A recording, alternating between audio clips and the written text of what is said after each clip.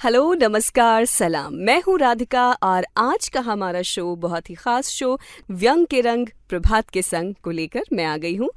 मेरे साथ इस कार्यक्रम में हमेशा की तरह बहुत ज़रूरी जो शख्सियत हैं वो हैं प्रभात गोस्वामी जी। Hello sir.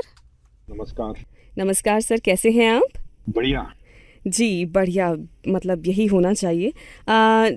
तो अब आगे का कार्यक्रम जो है हमारा वो आपके सहारे, आपके हाथों। आज की हमारी गेस्ट जो हैं सूर्यबाला जी, वरिष्ठ व्यंग्यकार हैं। उनसे हम बातचीत करें और आप उनसे कुछ आगे के सवालात करें और उनके बारे में हम और जानें। आइए पहले उनका हम परिचय हमारे लिसनर से करवा देते हैं। जीवन की सांध्य वेला में जिनकी लेखनी का सूर्य आज भी प्रखर रश्मियां बिखेर रहा है, साहित्य की सथक और सुदीर्घ यात्रा में शब्दों का सफर जारी है। कितनी ही पीढ़ियां आपका सानिध्य पाकर साहित्य पथ पर आगे बढ़ी हैं। जी हाँ, हम बात कर रहे हैं वरिष्ठ साहित्यकार डॉक्टर सूर्यबाला जी की, जो आज व्यंग के रंग प्रभात के संग कार्यक्रम में हमारी खास मेहमान हैं। धर्मयुगीन दौर से वर्तमान दौर तक सूर्यबाला जी के 6 उपन्यास, 11 कथा संग्रह, 4 व्यंग संग्रह, बाल उपन्यास, संस्मरण सहित ढेरों पुस्तकें आपकी उपलब्धियों का बखान करती हैं।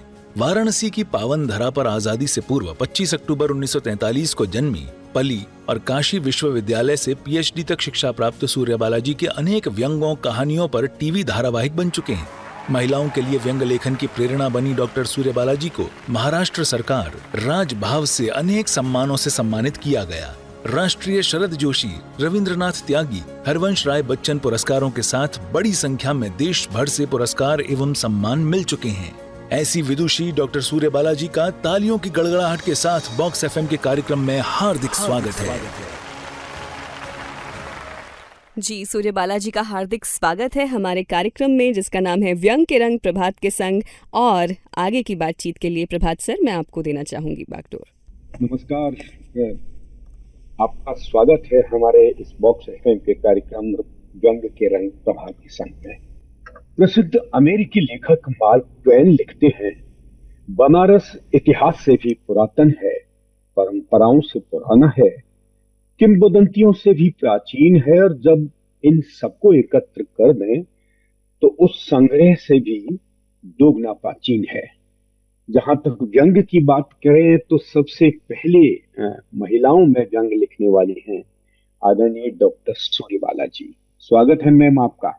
बहुत बहुत धन्यवाद प्रभात जी, और आपके सारे श्रोताओं को मेरा बहुत नमस्कार। ज्यादातर श्रोता मुझसे छोटे ही होंगे, मुझे मेरा आशा। बनारस की एक खास विशेषता रही है, एक विशिष्ट स्थान रहा है, न केवल भारत में बल्कि दुनिया में भी। अगर हम व्यंग की बात करें तो पहले व्यंगकार जिन्हें हम मानते हैं कबीरदास को, तो कबीर का जन्म भी बनारस में हुआ। संयोग से पुष्टि मार्ग के प्रवर्तक, जिस पुष्टि मार्ग से मैं संबंधित हूँ, वल्लभाचार्य जी का जन्म भी बनारस में हुआ। और इसके अलावा साहित्य के बड़े सितारे प्रेमचंद, जयशंकर प्रसाद, आचार्य रामचंद्र शुक्ल पंडित, और संगीत में पंडित रविशंकर, गिरिजा देवी, पंडित हरि प्रसाद चौरसिया एवं उस्ताद बिस्मिल्लाह खां। और श्रोताओं, आपको तो ये पता भी होगा कि गोस्वामी तुलसीदास ने रामचरितमानस का सृजन इसी बनारस में किया, और गौतम बुद्ध ने बनारस के निकट ही सारनाथ में अपना प्रथम प्रवचन दिया था। मैम, इतनी विविधताओं वाले शहर में जन्म लेने के बाद आपका रुझान साहित्य की तरफ कैसे हुआ? प्रभात जी, आप जी वाराणसी की, बनारस की इतनी सांस्कृतिक पृष्ठभूमि के विषय में बताने के बाद भी मुझसे पूछ रहे हैं कि आपका रुझान कैसे हुआ जिसके चारों तरफ लोक साहित्य हो, जिसके चारों तरफ जयशंकर प्रसाद और भारतेंदु और देवकी नंदन खत्री, और आप प्रेमचंद, कथा सम्राट प्रेमचंद, जिनकी की भाई साहब जैसी व्यंग्य कहानी को तो मैं विश्व स्तर की कहानी मानती हूँ। तो उस शहर में रह इस लड़की को भी छोटा ना थोड़ा तो प्रभाव पड़ना ही था ना।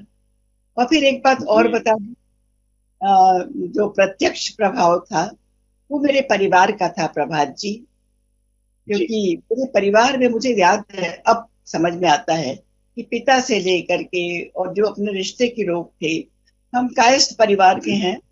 तो हम जरा नोक झोंकी, विनोद वार्ता, वाग वैदत्य जो कहते हैं ना, कि जी। विट और ह्यूमर और कटाक्ष, ये शायद हमारे खून में रहता है।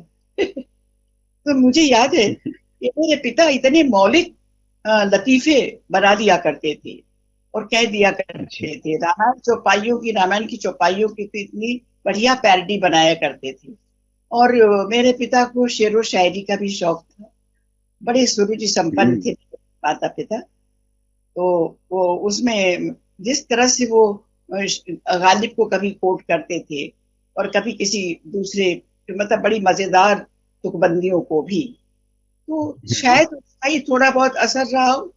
और फिर बचपन में मैंने ये कई बार कहा है, आज इन आपके श्रोताओं को भी मैं बता दूं कि मेरी बहुत पूज्य, आपको प्रणाम करती हूँ अपनी बड़ी बहन को, जो मैं 5, 6, 7, 8 साल की थी। और मेरी बड़ी बहन, मेरी जीजी वीरबाला वर्मा, वो मुझे अपनी रैपिड रीडर से कहानियां सुनाया करती थी। हिंदी की सारी कालजयी कहानियां मैंने उन दिनों, उस बचपन में, बहुत छुटपन में, वो मैंने सुनी थी। और सुन सुन करके उन्हें मैं इतनी ज्यादा उसमें डूबती गई, इतना ज्यादा उन कहानियों से मेरा तादाद में होता गया कि मैं कहूँ कि तो मैंने वर्णमाला हिंदी की कहानियां, वो कालजयी कहानियां पढ़कर सुनी। क्योंकि जीजी तो एक बार पढ़ देती थी, लेकिन बाद में उन्हें फिर से पढ़ने का, फिर से देखने का मन हुआ करता था। कि प्रेमचंद की बूढ़ी काकी से लेकर सुदर्शन की हार जीत, उसने कहा था कि आप कोई कोई कहानी आधी समझ में आती थी, आधी नहीं समझ में आती थी, लेकिन उसमें बहुत बड़ा योगदान प्रभात जी। ये तो कहानियों को जी। लेकर था, क्योंकि आपको पता है कि मैं कहानियां भी लिखती हूँ और मैंने तो अपनी कथा जी। साहित्य का सिर्फ, एक तरह से मैं ईमानदारी से कहूँ तो 35% ही हास्य व्यंग्य को दे पाई हूँ। बाकी मैंने कहानी उपन्यास को दिया है। लेकिन मेरी कहानियों और उपन्यास में भी व्यंग्य आए हैं, तो मेरे ऊपर बहुत ज्यादा प्रभाव रहा बड़े भाई साहब प्रेमचंद की, और मुगलों ने सल्तनत बख्श थी भगवती चरण वर्मा की, और अकबरी लोटा जैसी कहानियों। और शायद यही जी। जी। था जब समय आया, और कुछ परिवार का, मेरे परिवार की स्त्रियां भी वैसे ही नोकदार हुआ करती थी। तो हमारे माता पिता की आपसी नोक झोंक चला करती थी, बनारसी कजरी और मिर्जापुरी कजरी की, क्योंकि मेरे पिता बनारस के थे और मेरी माँ मिर्जापुर की। तो इतनी चीजें इकट्ठा वाह। कर दी, उसमें थोड़ा ना थोड़ा व्यंग तो निकलेगा ना। नहीं जी। मेरी जी, बिल्कुल बिल्कुल। जी तो आपने तो बहुत आपका जो कैनवास है वो इतना बड़ा है कि आपने कहानी से लेके उपन्यास तक लिखा, और आपने कविताएं भी लिखी, क्योंकि आपका घर का माहौल ही ऐसा था।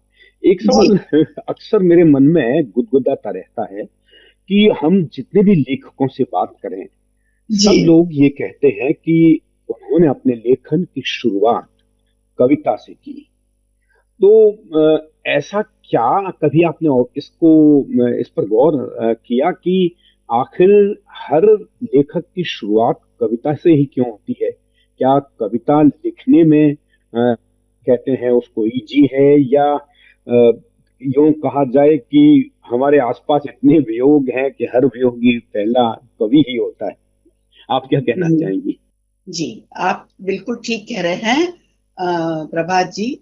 मैंने खुद इस बात पर कई बार गौर किया कि क्या वजह है कि लेखक हो या लेखिका हो, स्त्री या पुरुष, उनकी ज्यादातर लोगों ने अपने बचपन में अपनी लेखन की शुरुआत कविता से की है। और अभी अभी जब आप कह रहे थे, मुझे लग रहा था कि शायद हम्म। कविता का वो जो वो तत्व है ना, गति और लय। तो कविता की लय इस तरह हमें बांधती है, और उस समय की कविताएं जो कि सुनकर ही कंठस्थ हो जाया करती थी। अभी भी मुझे जी। मेरे पिता की वो पंक्तियां याद है, उठो हिंद वालों हुआ है सवेरा। या फिर कि आप किसी की कविता, आप प्रसाद की सोचिए, अर्थ आपको नहीं समझ में आए, लेकिन हिमाद्री तुंग जी। शुंग से प्रबुद्ध शुद्ध भारती, स्वयं प्रभा जी। समुज्ज्वला, स्वतंत्रता पुकार। तो ये पुकार की। पंक्तियां ऐसे ही थी। तो एक ऐसा ही होता है कि मुझे लगता है कि इस तरह से पद्य याद रह जाता है, और हमारा पहला जो प्रस्फुटन होता है रचनात्मकता जी का, वो लय गति इसके माध्यम से होता है, काव्यत्व के माध्यम से होता है। इस तरह से हम्म, कविता आसान होती है, गद्य मुश्किल जी भी होता है। जी बहुत बढ़िया। अब हम वापस लौटते हैं व्यंग की ओर। हमारे आसपास इतनी ज्यादा विसंगतियां बिखरी हैं, और विसंगतियों की अलग अलग शक्ल होती है। कहीं सामाजिक विसंगतियां, राजनीतिक, सांस्कृतिक, धार्मिक, सांप्रदायिक, प्रशासनिक, कई तरह की विसंगतियां होती हैं। लेकिन अमूमन हम देखते हैं कि आज जो जिस दौर में लिखा जा रहा है, एक विषय की विविधता भी कम दिखाई पड़ती है, और विसंगतियों में भी सबको लगता है कि या तो साहित्यिक विसंगतियों पर लिखा जाए, या भ्रष्टाचार के बारे में ले लेके प्रशासनिक विसंगतियों या राजनीतिक विसंगतियों पर लिखा जाए। जबकि और भी विसंगतियां हैं हमारे आसपास। आपके व्यंग्य में बहुतायत से कौन से विषय रहे, किस तरह की विसंगतियों को आपने बहुत उससे करीने से देखा और पकड़ा? प्रभात जी, मैं बहुत ही ईमानदारी से आपको बताऊं तो मैंने व्यंग्य लिखना तब शुरू किया जब मुझे पता भी नहीं था कि विसंगति क्या होती है, व्यंग्य क्या होता है।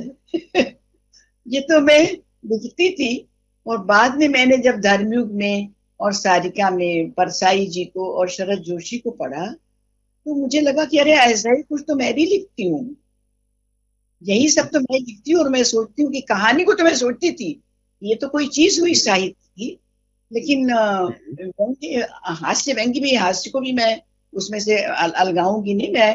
मैं अलगाव में विश्वास नहीं करती। तो जी मैं जी ये तो थी बाकायदी जब कोई चीज, तो ये विसंगतियां जो आप कह रहे हैं हमारे चारों तरफ, विसंगतियां हम्म, हमारे अंदर कितनी ज्यादा है प्रभात जी। जी जी ये मनुष्य का जो जीवन है, मनुष्य का जो हृदय है, मनुष्य का जो चरित्र है, वो जी विसंगतियों की एक ऐसी पिटारी है, जैसे जादूगर की हम्म, पिटारी मिट्टी की राह, उसमें से निकालते जाइए और कभी जी जी क्या क्या अजीबो गरीब चीजें निकलती हैं। और बड़ी हम्म, मामूली विसंगतियां नहीं है प्रभात जी, बड़ी जी कठिन, बड़ी दारुण, बड़ी मार्मिक विसंगतियां होती है। जब आप देखिए कि किसी की हम्म, मृत्यु तक पर हम कितना मार्मिक व्यंग्य लिख देते हैं, रोष, आक्रोश, तो ये व्यंग्य के अनिवार्य अंग हैं। और जी हमारे जीवन में चारों तरफ मुझे लगता है कि आज की स्थितियां व्यंग्य के जितने अनुकूल हैं, उतनी तो जी कभी कभी नहीं रही, है ना। और जब राम हम्म, राज्य हो जाएगा, सब बिल्कुल कुछ अनुकूल हो जाएगा। राम राज्य में भी कितना हम्म, बड़ा व्यंग्य था, जब हम्म, भारत को बिल्कुल वनवास मिलता है, हम्म, और ये जब राम को, मतलब राम को 14 वर्ष का वनवास मिलता है, वो कितना हम्म, बड़ा व्यंग्य था। जी शब्दों की जी हिंसा थी। तो ये जो जी विसंगति की बात आप कह रहे हैं, ये बड़ी बड़ा हम्म, मतलब विस्तृत फलक है इनका। लेकिन एक बात मैं हम्म, अभी याद आ रही है, आप कहिए तो मैं आपको बताऊं कि जी जरूर ऐसा लगता है किसी भी विधा में, कहानी हो, व्यंग्य हो, किसमें, जैसे हमने पहले सोच लिया कि ये विसंगति है, इस पर लिखना है। आज की ये राजनीतिक ये चीज ऐसी हो गई और इस पर लिखना है। अब आप अचानक हम्म, देखिए कि 1, 2, 10 कितने व्यंग्य रचनाएं उसी पर चली आ रही हैं। मैं जी सोचती हूँ कि हम्म, मैं किस पर लिख रही हूँ, जीवन के किस हम्म, तुकता को ले रही हूँ, जीवन के किस विद्रूप को ले रही हूँ। इससे ज्यादा जरूरी ये है कि मैं उसमें कितने गहरे पैठ पा रही हूँ, हम्म, उस बावड़ी में मैं कितनी गहरी नीचे उतर पा रही हूँ, क्या मुझे सही पहचान है। हम्म, इसलिए विसंगति को मैं, मुझे कहाँ से पकड़ना है, जड़ कहाँ है। जी अक्सर हम सतह पर ही, आज जो हो रहा है, मैं बड़ी हम्म, किसी ईमानदारी और दुख के साथ भी कहती हूँ, वो ज्यादातर हम सतह जी पर ही उतराते रह जाते हैं। तो विसंगति हम्म, को पकड़ना भी जी एक व्यंग्य बहुत का। बहुत बहुत अच्छी बात कही है आपने। और आपने जो कहा है कि आंतरिक विसंगतियां भी इतनी ज्यादा हैं, और इसीलिए निदा फाजली जी ने कहा था कि हर आदमी में होते हैं 10-20 जी आदमी, जिसको भी देखना है कई कई बार बार देखना। यानी आदमी की पहचान करना बहुत मुश्किल है। जी श्रोताओं, व्यंग्य के रंग प्रभात के संग कार्यक्रम में इस समय हम रूबरू हो रहे हैं देश की वरिष्ठ व्यंग्यकार साहित्यकार आदरणीय डॉक्टर सूर्यबाला जी से, और बातचीत का ये सिलसिला हम आगे जारी रखेंगे। लेकिन इस बातचीत के बीच आइए सुनते हैं सूर्यबाला जी का एक व्यंग्य राधिका की आवाज में। राधिका जी, आइए सुनते हैं सूर्यबाला जी का व्यंग जूते चिढ़ गए हैं। जूते चिढ़ गए हैं, जूते चिढ़ गए हैं इन दिनों। कहते हैं ये हमारी तौहीन है। ये क्या कि हमें जिस तिस पर उछाल दिया, जैसे हमारी कोई इज्जत ही नहीं। बात सही है कि चिरकाल से हमारा निवास आदमी के पैरों में ही है, और लोगों के सर पर उछाली जाने वाली स्थिति हमारे लिए सुखद ही होनी चाहिए। आप डपट कर कह सकते हैं कि सदियों से पैरों से लगे घिसटते रहे, धूल धक्कड़ फांकते रहे, और आज हम तुम्हें लोगों के सिरों पे उछाल रहे हैं तो कृतकृत्य होने के बदले आपत्ति दर्ज करा रहे हो। शुक्र करो कि हमने तुम्हें जमीन से उठाकर 5 फीट ऊपर उछाल दिया। टीवी तक में धमाकेदार एंट्री हो गई, दनादन चैनलों में फ्लैश हो रहे हो। और क्या चाहिए आदमी को, यानी तुम जूतों को। लेकिन जूते अपनी जिद पर अड़े हैं। जूते हैं ना, आदमी होते तो ऐसी पब्लिसिटियों पर मर मिटते, लेकिन जूते इन्हें अपनी नोक पर लेते हैं। कहते हैं ये जूतागरी तुम आदमियों को ही मुबारक हो। हमारी तो रूखी सुखी यानी धूल गर्द ही भली, लेकिन देश दुनिया के साथ मजाक करने वालों के साथ अपना नाम जोड़े जाना हमें भी मंजूर नहीं। दूसरी बात, हम जूते जरूर हैं, लेकिन जूतम पैजारी में हमारा विश्वास नहीं। आदमी हो तो आदमी की तरह प्रतिरोध करना सीखो। जूतों के बहाने गुस्से का इजहार क्यों? हम ऐसे फेंके जाते हैं जैसे कोई सबसे गई गुजरी बेगैरत चीज हो, अपमान और अवहेलना के प्रतीक। जूते ये भी कहते हैं कि आप क्या समझते हो, आपका एक बार उछाला जूता जो मीडिया में 1 घंटे में सैकड़ों के हिसाब से उछाला जा रहा है, वो आपका गुस्सा, आपका प्रतिरोध व्यक्त करने के लिए है, लोगों तक आपका प्रतिरोध आक्रोश पहुंचाने के लिए? जी नहीं, आपका उछाला जूता चैनलों की किस्मत का सितारा बुलंद करेगा, टीआरपी के लिए राशन पानी जुटाएगा। तो बाज आइए जूतों की आड़ में न्याय की गुहार लगाने, और ये सोचकर निश्चिंत हो जाने से आपने यथा समय दूध का दूध पानी का पानी कर दिया। सोचने की बात है, आपके उद्देश्य की संजीदगी लोगों तक पहुंचाने की मंशा होती तो समाचार चैनल्स जूतों को कम आपको ज्यादा दिखाते ना। लेकिन वे जानते हैं कि आज आदमी से ज्यादा जूता और संवेदना से ज्यादा सनसनी बिकती है। सूचना क्रांति के बाजार में इसलिए जूतागिरी का कारोबार दिन दूनी रात चौगुनी तरक्की पर है। ऐसा नहीं है कि आपकी बात हम यानी कि जूते समझते नहीं है। जब चारों तरफ के हालात बर्दाश्त के बाहर हो जाते हैं तो आप ही नहीं, हम खुद आपके पैरों में कसमसाने लगते हैं। फिर आप तो दिलो दिमाग से तंदुरुस्त इंसान ठहरे, कहाँ तक काबू रखें? उबाल आता ही होगा कि आखिर ये जूते किस दिन के लिए पहन रखे हैं, अब नहीं तो कब चलाएंगे? अरे एक पर निशाना चूका और दूसरे पर भी लग गया तो भी क्या बुरा है, क्योंकि उस पर भी आज न सही कल पड़ने ही वाले हैं। हम नहीं चलाएंगे तो कोई और चला देगा। इतना ही क्यों, आपने एक पर चलाया और दूसरे को छोड़ा तो भी लोग उंगलियां उठाने से बाज नहीं आएंगे कि फला को क्यों बख्शा, उस पर तो इस वाले से भी पहले चलना था। वादा करो अगली बार चलाओगे ना उस पर, छोड़ना मत। तो ये वादा रहा। दरअसल खाने वालों से ज्यादा समस्या चलाने वालों की है। किस पर चलाएं, किस पर नहीं? डिमांड ज्यादा है, सप्लाई कम। अपनी आधी से ज्यादा जनसंख्या तो पॉवर्टी लाइन के नीचे पांव प्यादे चलती है। चलाने के लिए जूता कहां से लाएगी? मन महसूस कर रह जाती है कि जाने दो, होते तो भी पहनने के कम चलाने के ज्यादा काम आते। यूं आदमी की देखा देखी इधर जूतों में भी अवसरवादिता बढ़ी है। मंदिरों तथा अन्य धार्मिक सामाजिक स्थलों के बाहर इकट्ठे जूते टोह ले रहे हैं। गांधी मैदान वाली सभा में चलने के चांसेस हैं क्या? टीवी में कवरेज की कितनी संभावना है? आप वाली पार्टी गड़बड़ियों के लिए कुख्यात है। जब जहाँ जरूरत हो हमें चला दीजिए, इस बार हमें सेवा का अवसर दीजिए। ये हमारी बहन कोल्हापुरी भी है, किसी छोटे मोटे रोल में इसे भी डाल दीजिए।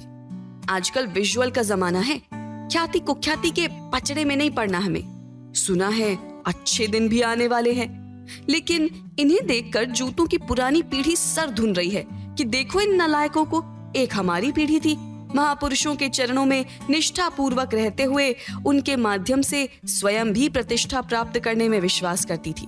लोग उनकी चरणों की धूल लेने के बहाने उनके जूतों को भी इज्जत बख्शते थे। भरत तो राम की पादुका माथे से लगाए लगाए अयोध्या तक ले आए, आसीन कर दी सिंहासन पर। 1-2 नहीं, पूरे 14 वर्षों तक शासन चलता रहा। राम की पादुका के अधीनस्थ है किसी देश का इतिहास जिसमें मनुष्य तो मनुष्य, उसके पदत्राणों को इतना सम्मान मिला हो। अब कहाँ रहे वे लोग और कहाँ वे पादुकाएं और जूते अपनी गौरवपूर्ण परंपरा की इस शर्मनाक परिणति पर एक गहरी निश्वास भरकर रह जाते हैं।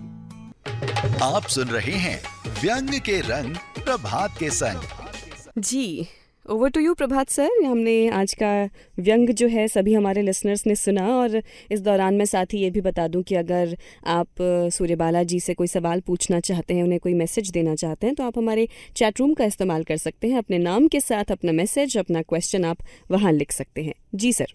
जी राधिका, बहुत बहुत धन्यवाद पहले तो तुमको कि बहुत बेहतरीन, हमेशा की तरह बहुत बेहतरीन तरीके से आपने ये व्यंग्य पढ़ा।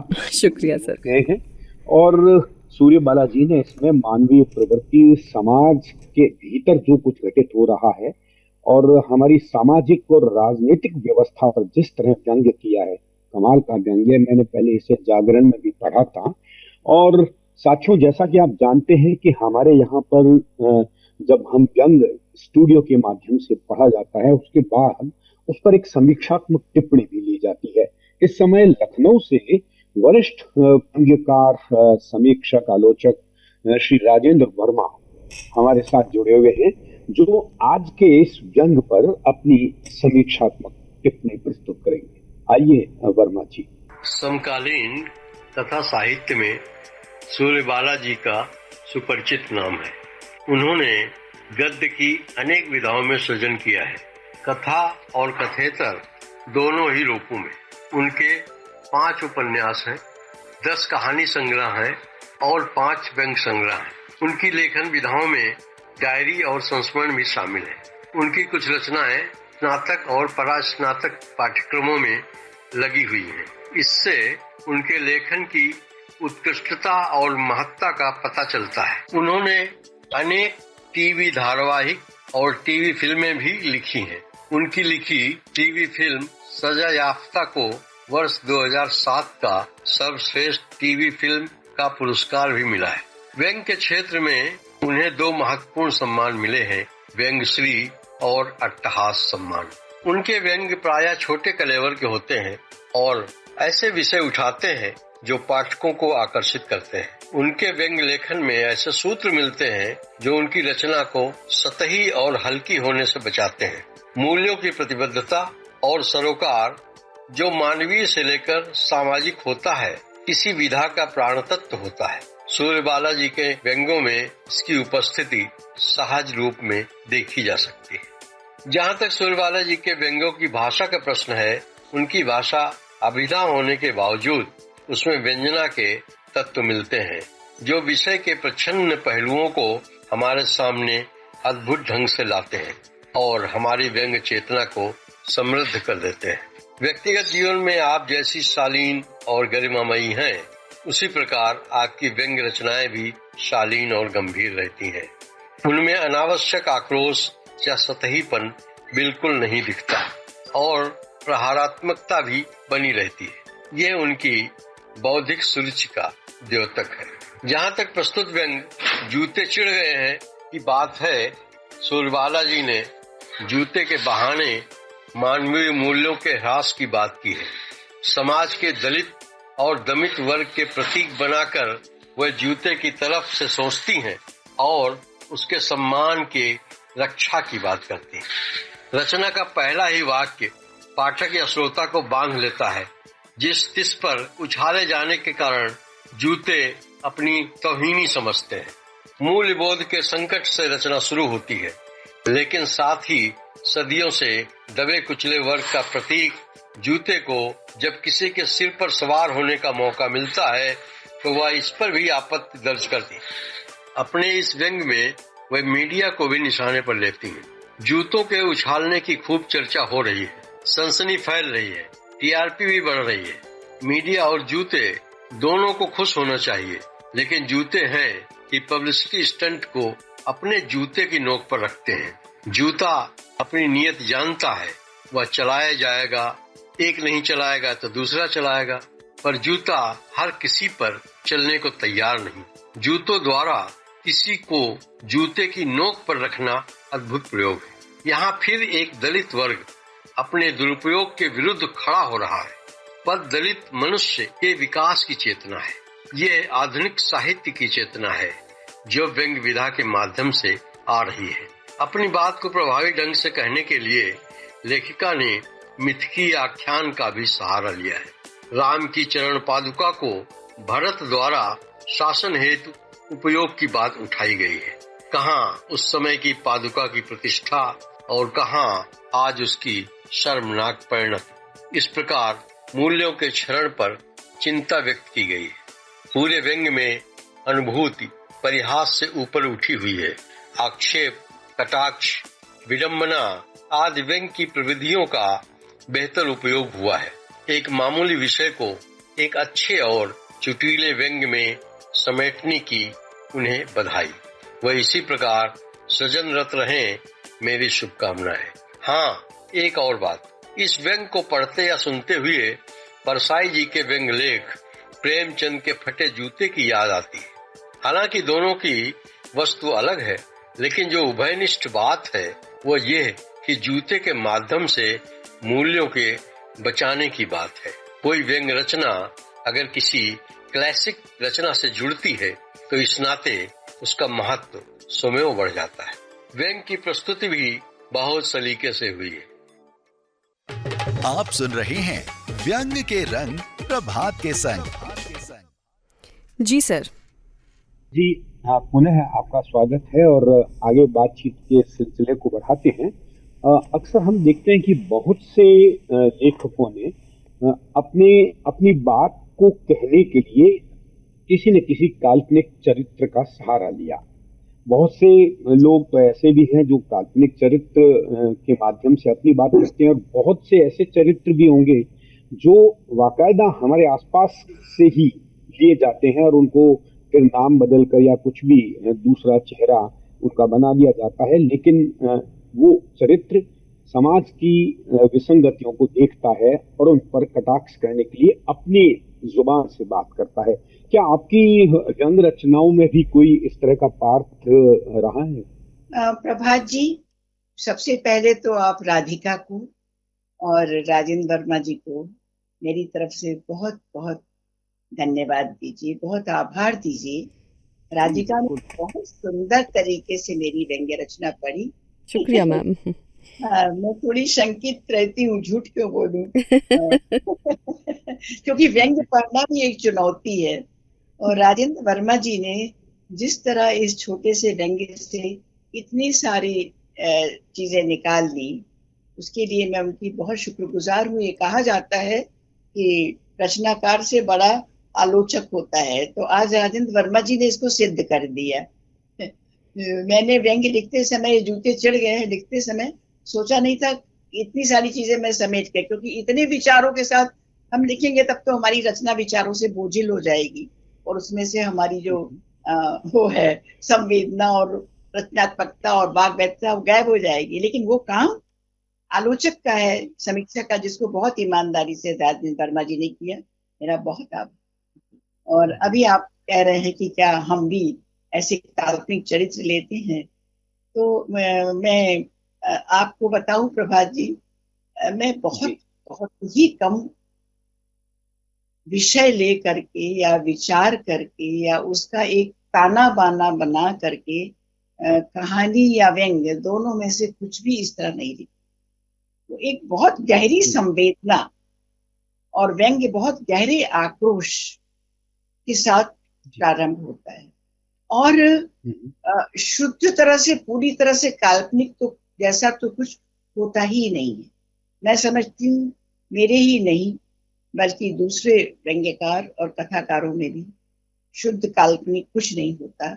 हम अपने यथार्थ पर ही कल्पना, आप से आप धीरे धीरे वो विकसित होती जाती है कल्पना की। तो इस रूप में आप लें तो जैसे मैं कहूँ कि हाँ, जैसे मैंने अभी अभी इसी व्यंग्य में भरत का चरित्र ले लिया, आ गए, लेकिन मिथकीय चरित्रों को अपने या किसी भी धर्म के मिथकीय चरित्रों को लेते समय मैं बहुत सावधानी बरत, जो हमारे अपने मिथकीय चरित्रों की भी अपनी प्रतिष्ठा है, हम उन्हें इस्तेमाल करें तो इस तरह इस्तेमाल करें कि उनकी छवि और उनकी प्रतिष्ठा धूमिल ना होने पाए। तो जी बिल्कुल। इस तरह की जैसे मैंने एक जगह भगवान को लिया है और मैं लोगों को बहुत पसंद आया, वो लंबा था, नहीं तो आपके इतने अच्छे इस कार्यक्रम में मैं उसको पढ़ने के लिए देती। उसका शीर्षक है भगवान ने कहा था, और उसका पता नहीं आपके पास समय कितना है बोलने में, महिला हूँ बोले चले जा रही हूँ तो, तो उसमें है कि भगवान के पास नहीं, आगे बढ़ते हैं हम। साहित्य में कथ्य भाषा और शैली का बहुत महत्वपूर्ण योगदान रहा है। और हम जबकि बात व्यंग्य की कर रहे हैं तो व्यंग्य में इन तीनों चीजों का बहुत अधिक महत्व है, जो कि आपके व्यंग्य को साधने और कहने के तरीके को प्रदर्शित करता है। आज के दौर में आप देख रहे हैं जिस तरह का व्यंग्य लिखा जा रहा है, बहुत छोटे छोटे व्यंग्य लिख के और सामने आते हैं, छपते हैं। कुछ अखबारों की बाध्यता है, कुछ पत्र पत्रिकाओं की बाध्यता होती है, लेकिन एक दौर ऐसा था जब विवरणात्मक व्यंग्य लिखे जाते थे। परसाई जी ने निबंधात्मक व्यंग्य शैली को एक नई दिशा दी थी। लोक शैली भी है, जुगलबंदी शैली भी है, फुटनोट शैली भी है और पत्र शैली भी है। ऐसे बहुत सी शैलियों में व्यंग्य हमने पढ़े हैं। आज के व्यंग्य लेखन में क्या आपको कोई शैलीगत प्रयोग नजर आते हैं, और यदि नहीं तो इसके पीछे आप क्या कारण मानती हैं? देखिए, पहले तो जो आपने पहली बात कही वो बहुत महत्वपूर्ण है कि व्यंग्य में बहुत बहुत बड़ी चुनौती ये है कि व्यंग्य जो है एक विधा के रूप में, मैं तो इसे एक विधा के रूप में ही लेती हूँ। और मैं ये मानती हूँ कि इस 20वीं सदी की मैं इसे बहुत महत्वपूर्ण घटना मानती हूँ। एक तो व्यंग्य का अवतरण, क्योंकि हमारे यहाँ तो व्यंग्य था ही नहीं, हमारे यहाँ तो हास्य था, चारण भाटों के माध्यम से हास्य था, और हास्य रस था, 9 रस में से एक रस हास्य रस था, और व्यंग्य नहीं था। तो हमें व्यंग्य विधा मिली और महिला लेखन, ये दो चीजें, दो नई वो थे इसमें। अब आपने जो कहा कि व्यंग्य में कथ्य और शिल्प, क्योंकि व्यंग्य में आप अक्सर देखिए तो कथ्य आप सीधे सीधे अभिधा में लिख जाएंगे तो व्यंग्य होगा ही नहीं। तो बहुत बड़ी चुनौती है कथ्य और शिल्प दोनों को साधना, और दोनों मिल करके ही व्यंग्य विधा को जन्म देते हैं। और व्यंग्य की सबसे बड़ी जो इसका प्लस पॉइंट है वो यही है कि हम व्यंग्यकार और पाठक सीधे रूबरू होता है, सीधे रूबरू होते हैं एक दूसरे से, आमने सामने होते हैं। दूसरी विधाओं में तो वो हो जाता है ना, एक आवरण आ जाता है कहानी में, कहानी विधा का, नाटक आमने सामने होते हैं, तो उसमें बहुत बड़ा ध्यान रखना पड़ता है। लेकिन आज के लेखन को हम लेके चलते हैं तो देखिए, आज के लेखन की सबसे बड़ी तो किसी के लिए भी हम कहने के लिए पूरे अधिकारी नहीं है, क्योंकि जितना लिखा जा रहा है, मुझे तो कभी कभी लगता है कि व्यंग्य की मतलब लोकप्रियता ही उसकी थोड़ी बहुत दुश्मन हो गई है, क्योंकि इस तरह की घमासान सी मच गई है।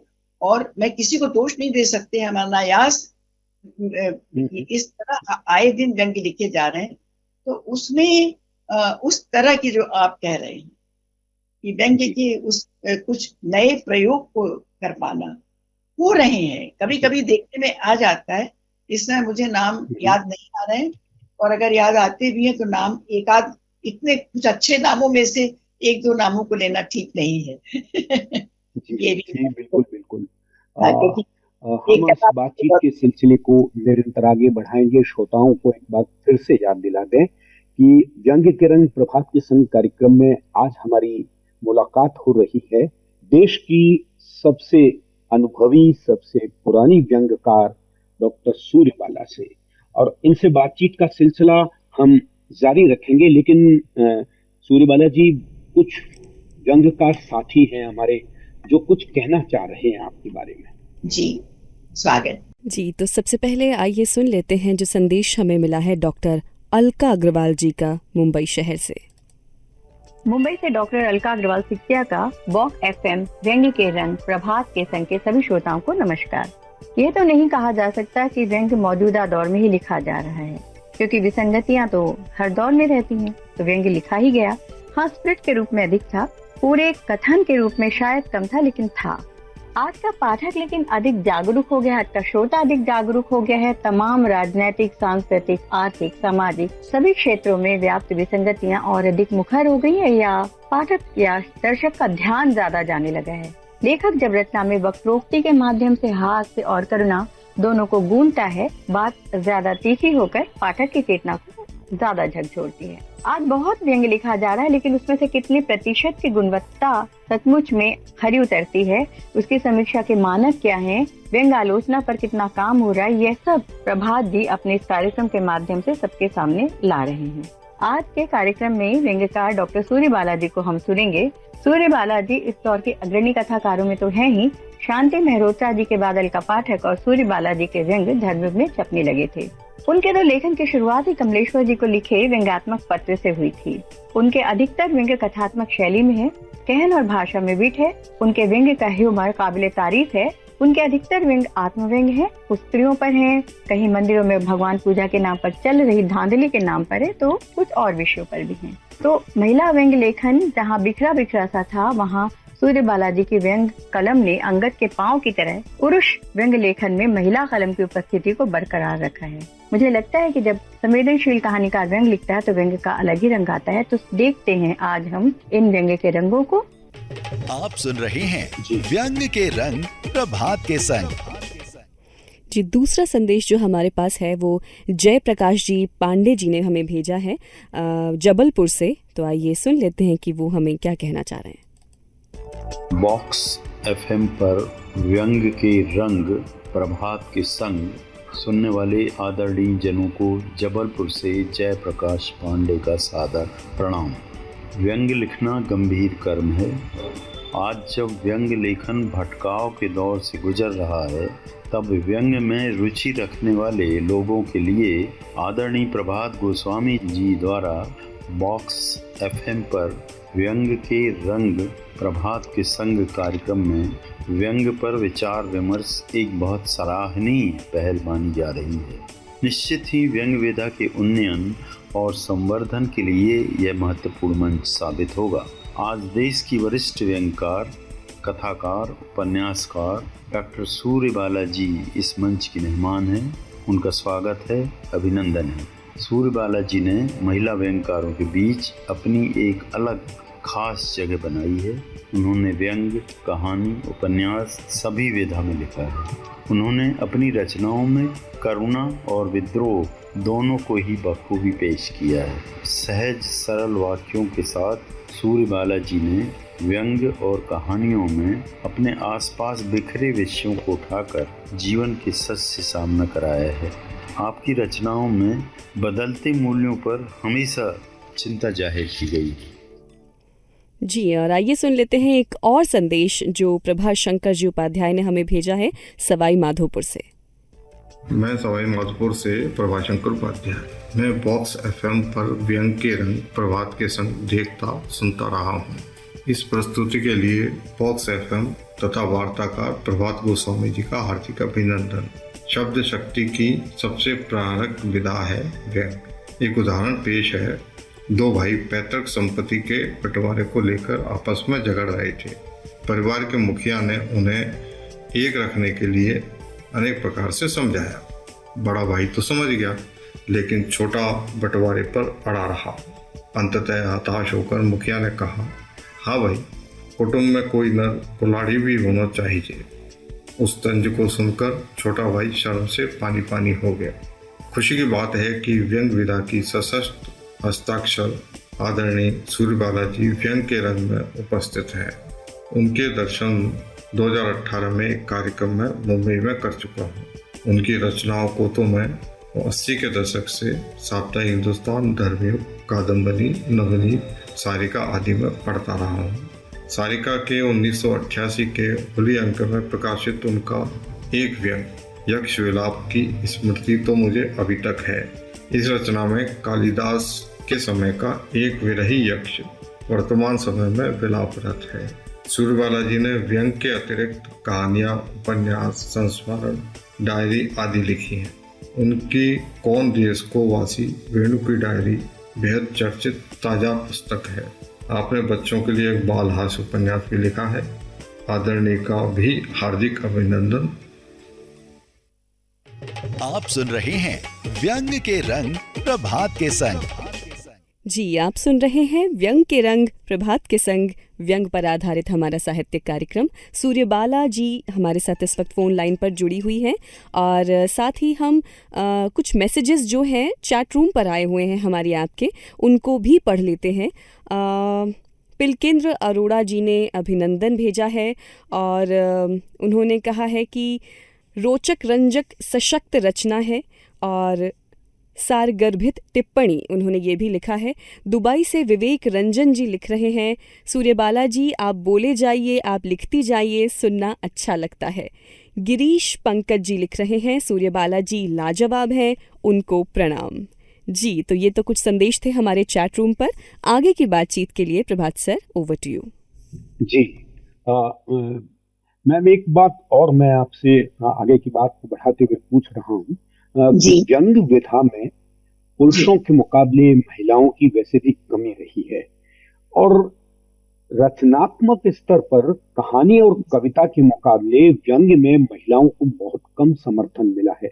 आप इससे कितनी सहमत हैं? जी, मैं इससे पूरी तरह सहमत हूँ। एक तो वो समय था जब मैंने व्यंग लिखना शुरू किया था तो मुझसे उस समय, जैसा कि अभी अलका ने बताया आपने उसमें, तो उस समय और प्रेम जन्मेजय जी ने कहा है कि मुझसे सीनियर थी शांति मेहरोत्रा जी, वो लिखती थी, बीच में और भी चीजें लिखती थी, वो नाटक भी और कहानी भी, उसमें व्यंग्य भी थोड़े बहुत।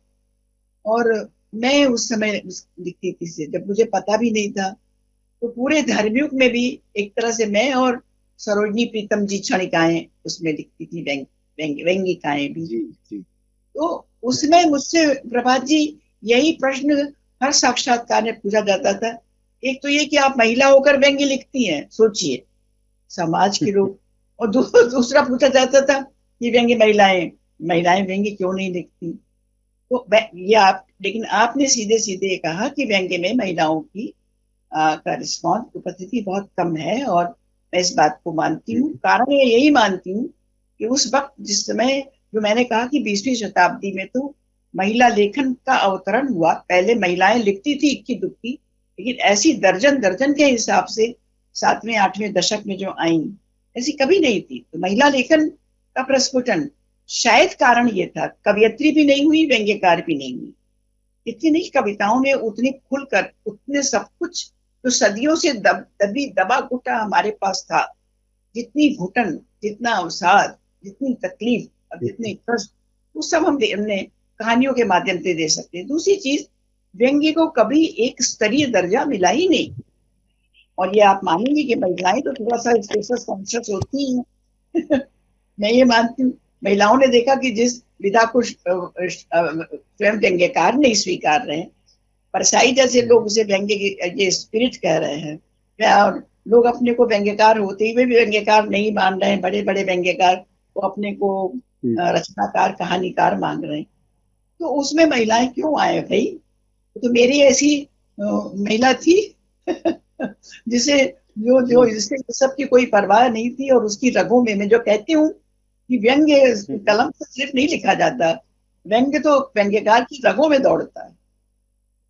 तो शायद मेरे साथ तो बात कही होगी, लेकिन ये मैं जरूर कि अब ये बात मैं पूरी कर दी कि ये जो है अब आप देखिए हमारे पास महिला व्यंग्यकारों की एक पूरी शानदार फौज है।